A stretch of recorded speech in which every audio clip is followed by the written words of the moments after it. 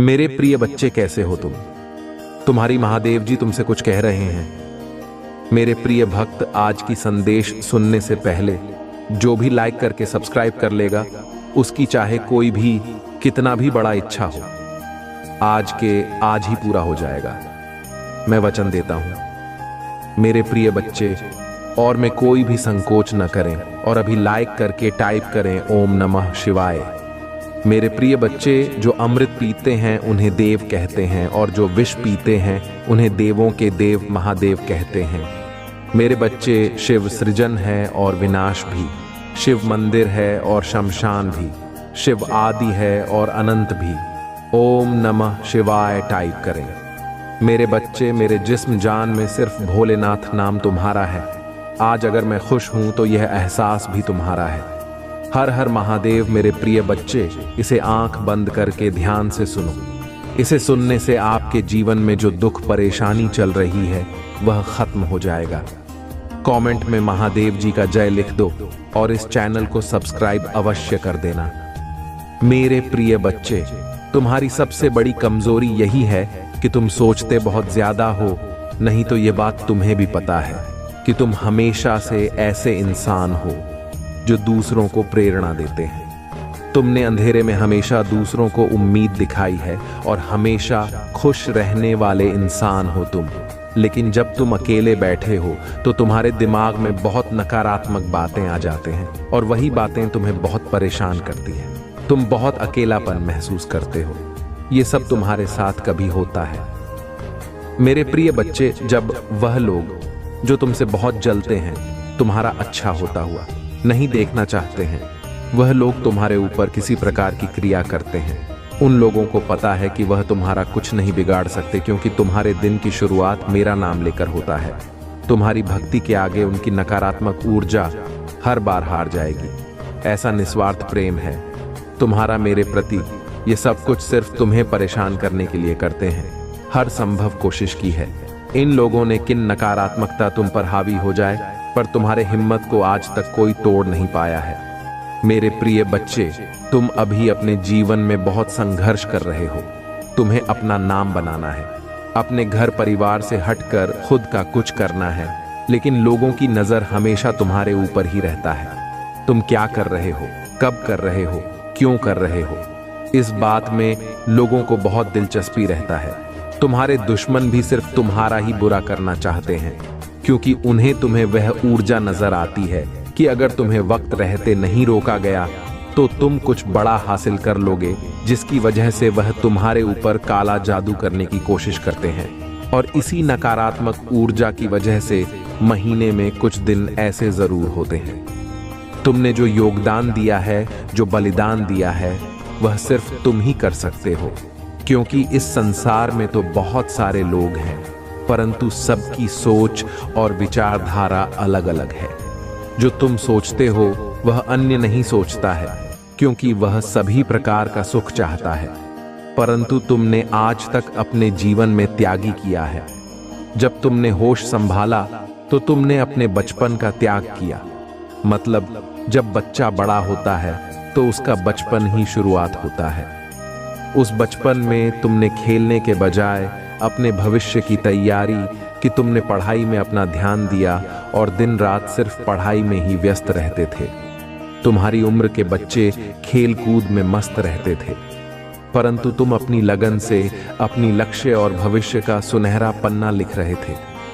उसके बाद मेरे प्रिय बच्चे, जब तुम थोड़ा किशोरावस्था में गए, तब भी तुमने अपने लक्ष्य को साधने, जब उम्र तुम्हारी युवा हुई तब तुमने अपने कारोबार और अपने बिजनेस को संभाला और अपनी नौकरी के लिए प्रयास किया। मेहनत की दिन रात एक किया, खूब पढ़ाई लिखाई कि तुम प्रेम से बहुत दूर रहे। तुमने प्रेम के बारे में सोचा ही नहीं। तुम्हारे मन में एक बार भी विचार नहीं आया कि मैं प्रेम की थी। क्या था अपने मन में जगा हूं और किसी से प्रेम करो। मेरे प्रिय बच्चे, जो तुमने इतिहास रचा है वह कोई और नहीं रख सकता है, क्योंकि युवा अवस्था में हर किसी को किसी से प्रेम हो जाता है, वह चाहे जैसा भी हो। मेरे प्रिय बच्चे, तुम्हारा जो प्रेम का बलिदान है आज तुम्हारे पक्ष में है। आज तुम्हें प्रेम की भीख नहीं माननी पड़ रही है और ना ही किसी के सामने गिड़गिड़ाना पड़ रहा है, क्योंकि तुम उस लायक बन गए हो कि लोग तुम्हें ढूंढ लेंगे। तुमसे अपना संबंध जोड़ने के लिए तुम्हें किसी के पास जाने की आवश्यकता नहीं है, औरों की तरह दूसरे के घर जाने की आवश्यकता नहीं है। तुम इतने सक्षम और इतने सार्थक बन चुके हो कि लोग तुम्हारे नाम से ही तुम्हें पहचान जाते हैं।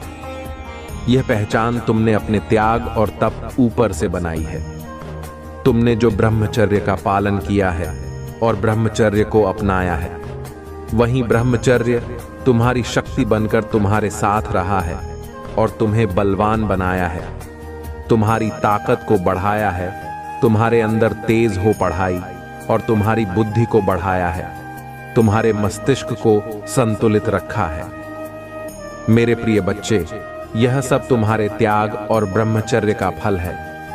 यदि तुम ऐसा ना करते तो तुम्हारा मस्तिष्क संतुलित ना रहत और तुम यह सब करने में सक्षम ना होते।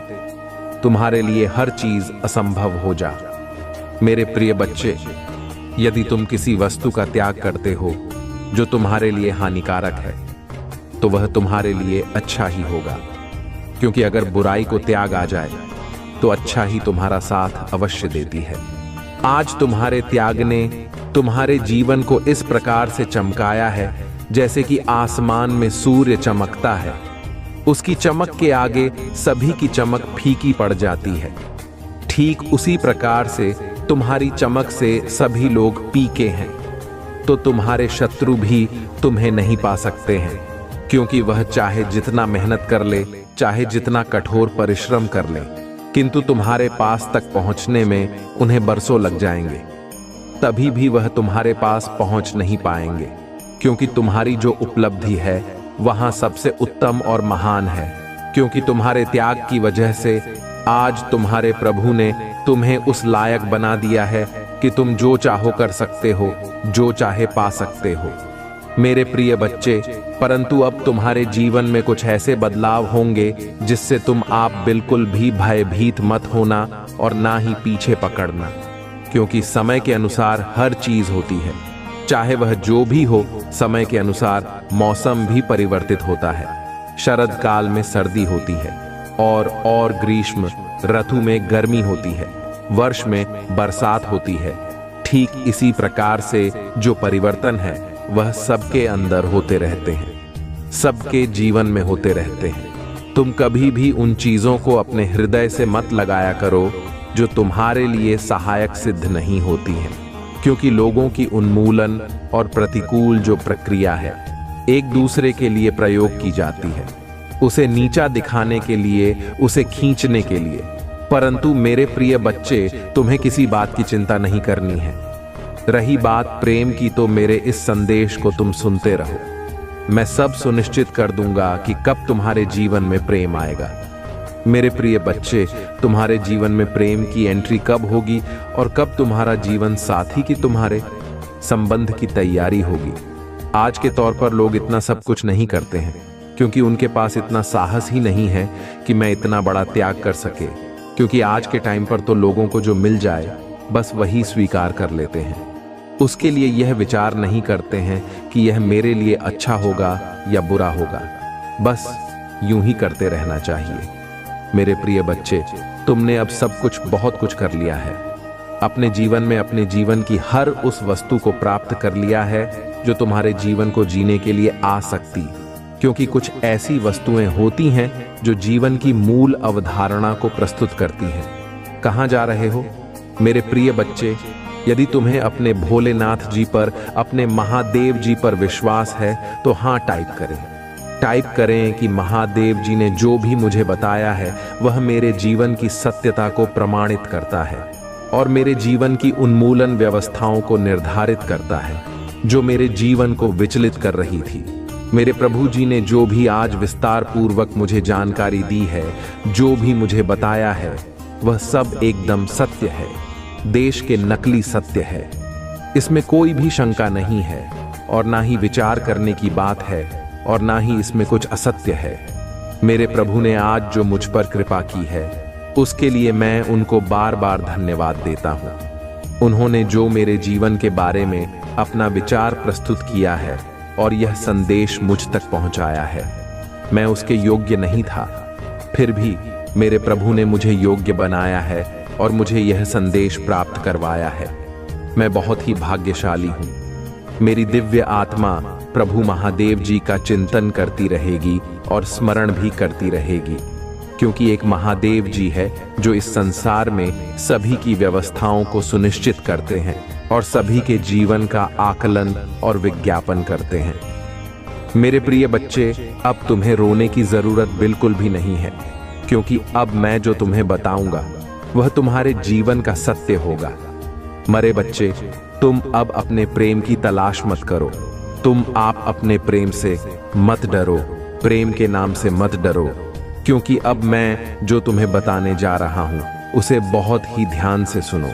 मेरे प्रिय बच्चे, तुम्हारी ओर एक प्रेम की ऊर्जा आकर्षित हो रही है जो मां शक्ति महादेवी की ऊर्जा है। उस ऊर्जा के माध्यम से तुम्हारे अंदर एक प्रेम का समागम उत्पन्न हो जाएगा। जब तुम्हारे अंदर एक प्रेम का समागम उत्पन्न हो जाएगा, तब तुम्हारे अंदर एक दिव्य तेज प्रकाशित हो जाएगा। बुद्धि प्रकाश ऐसा होगा जो तुम्हारे शरीर की सुंदरता को बढ़ाएगा, और जब तुम्हारे शरीर की सुंदरता बढ़ जाएगी तो लोग तुम्हारी ओर आकर्षित होने लगेंगे, और जब आकर्षित होने लगेंगे तब तुमसे अपने प्रेम की बात नहीं चलाएंगे, क्योंकि मेरे प्रिय बच्चे, अब समय आ गया है। अब तुम्हारे जीवन में प्रेम की ऐसी एंट्री होगी जो आज तक कभी नहीं हुई होगी, और न तुमने अपने मन में कभी सोचा होगा और ना ही तो विचार किया होगा, क्योंकि मेरे प्रिय बच्चे, प्रेम करना कोई बात नहीं है, परंतु जैसे भी किया जाए तो सत्य किया जाए। कोई झूठ पारे और नाटक ना किया जाए, किसी का इस्तेमाल ना किया जाए। यदि तुम ऐसा करते हो तो तुम पाप के भागी बनोगे और तुम्हें इतना बड़ा कठोर दंड दिया जाएगा कि तुम्हारा जीवन तबाह हो जाएगा। इसलिए मेरे प्रिय बच्चे, तुम्हें प्यार करना है तो सच्चा करो, उसे अपना जीवन साथी बनाओ, उसके साथ अपना जीवन जियो, उसके साथ अपनी सारी खुशियां मनाओ। ऐसा करते हो तो ये धर्म है मेरे प्रिय बच्चे। प्रेम तो सभी ने किया है। मेरे प्रिय बच्चे, कृष्ण कन्हैया ने भी प्रेम किया है और तुम्हारे भोलेनाथ ने भी प्रेम की। मेरे प्रिय बच्चे, प्रेम की कहानी तो हम दोनों की है, तो तुम्हारी क्यों नहीं हो सकती है? परंतु मेरे प्रिय बच्चे, तुम्हें जब भी करना है तो बहुत ही सोच समझ कर करना है। मेरे प्रिय बच्चे, तुम्हारे घर चलकर एक रिश्ता आने वाला है। वह रिश्ता ऐसा होगा जो तुम्हारे विवाह से संबंधित होगा और तुम्हारे प्रेम से संबंधित होगा।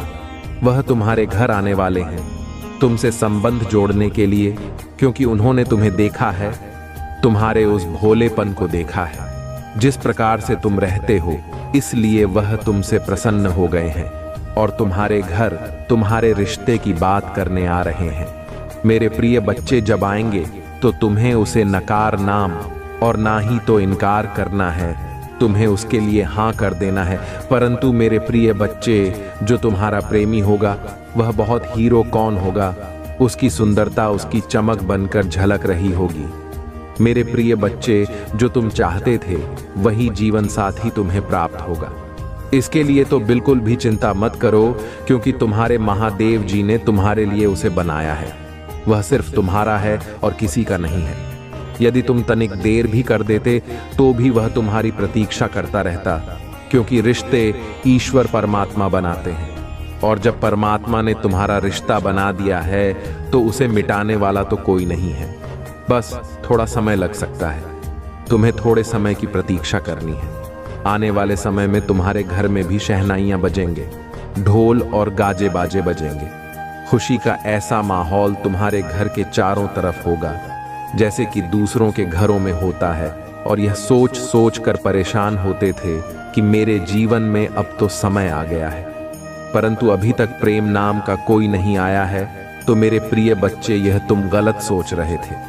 तुम्हारे महादेव जी ने तुम्हारे लिए तुम्हारे जीवन साथी को तैयार किया है। भाई, यह चाहते हैं कि तुम अपने जीवन साथी के साथ खुश रहो और हमेशा खुशियां मनाओ। ये मेरा आशीर्वाद है। परंतु मेरे प्रिय बच्चे, तुम्हारे महादेव जी तुमसे बहुत खास बात करना चाहते हैं।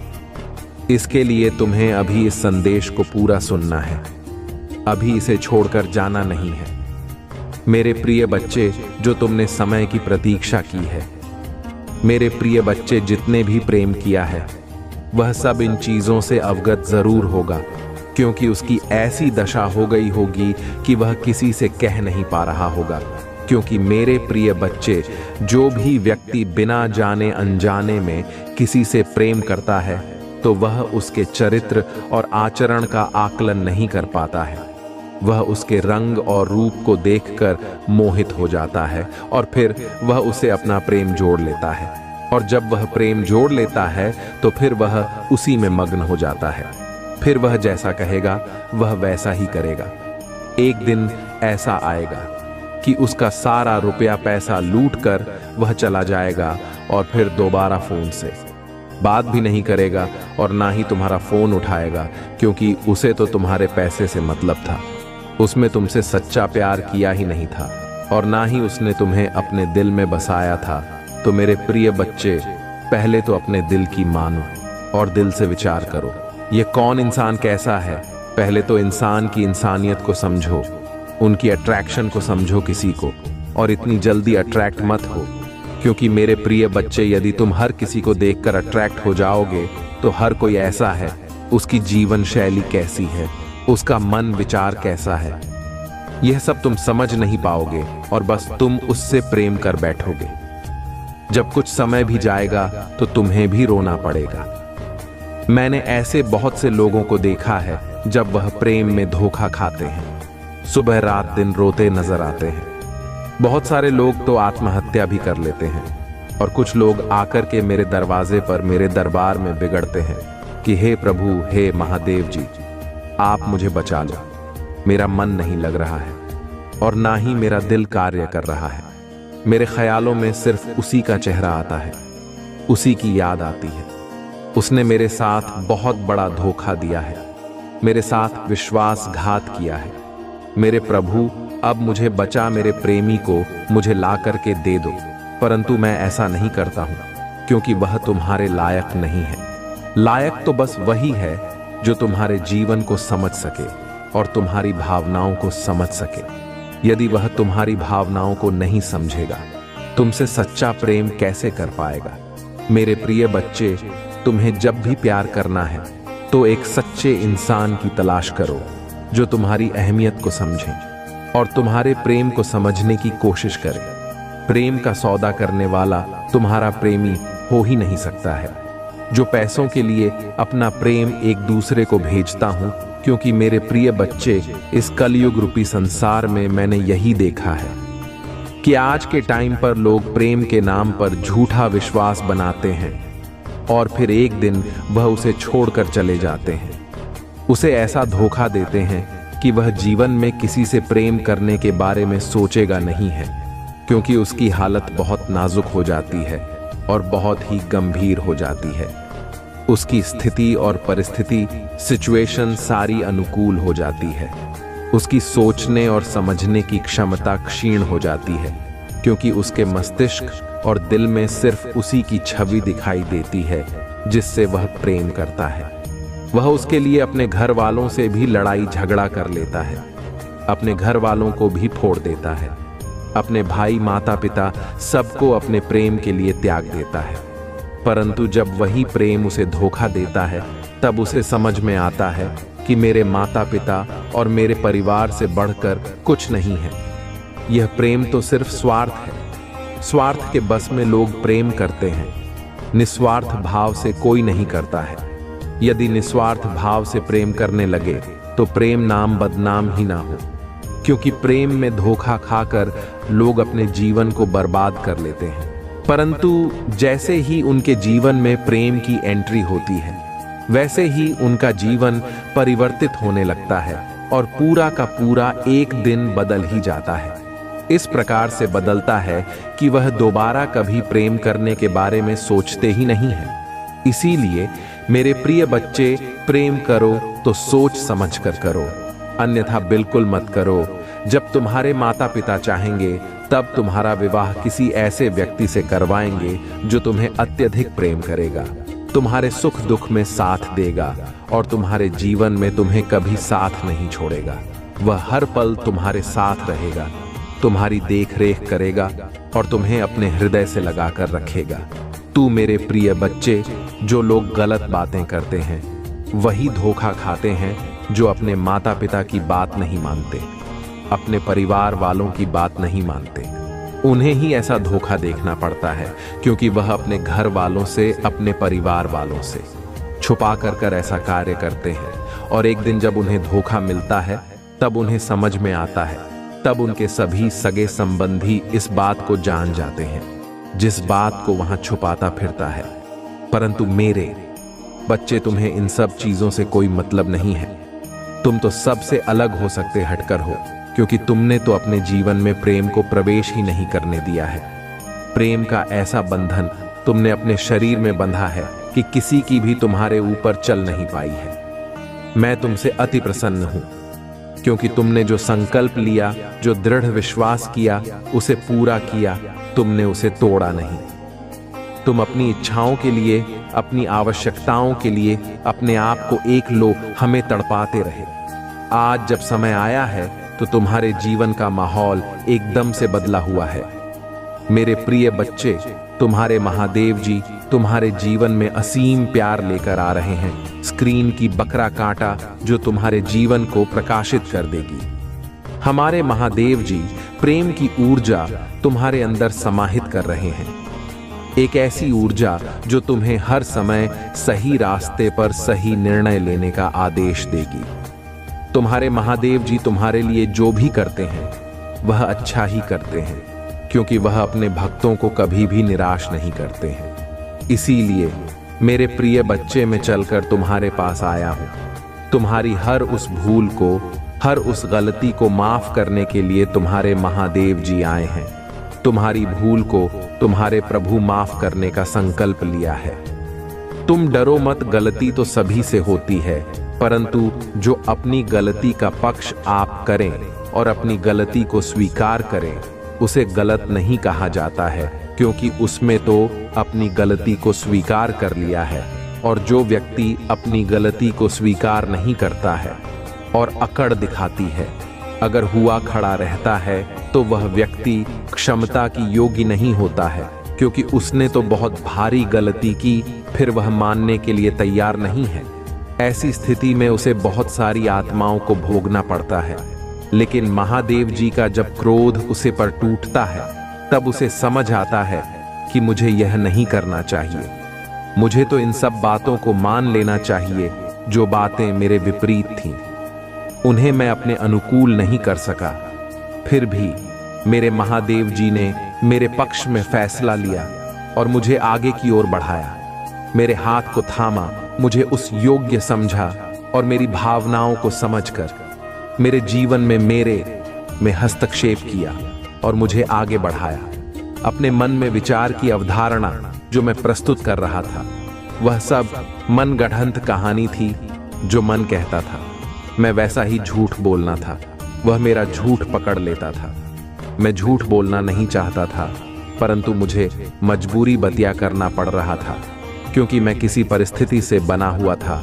परंतु आज मैं उस स्थिति से बाहर आ गया हूं, क्योंकि मेरे महादेव जी ने मुझे बाहर निकाल लिया है, उसे अंधकार ऊपी जल से जिसमें मैं आज बरसों से फंसा हुआ था। मेरे प्रभु ने मुझ पर उपकार किया और मुझे ऐसी सीख दी कि मैं अब कभी भी अपने जीवन में धोखा नहीं खाऊंगा, क्योंकि मेरे महादेव जी ने जो मेरे लिए रास्ता बनाया है वह बहुत ही सटीक रहता है।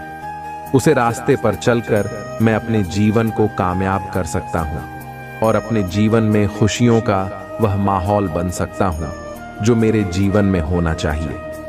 हर इंसान अपने जीवन में खुशी चाहता है, परंतु हर किसी को खुशी प्राप्त नहीं होती है, क्योंकि वह उन सब चीजों को समझने में असमर्थ होता है जो उनके लिए मुल्क होती है।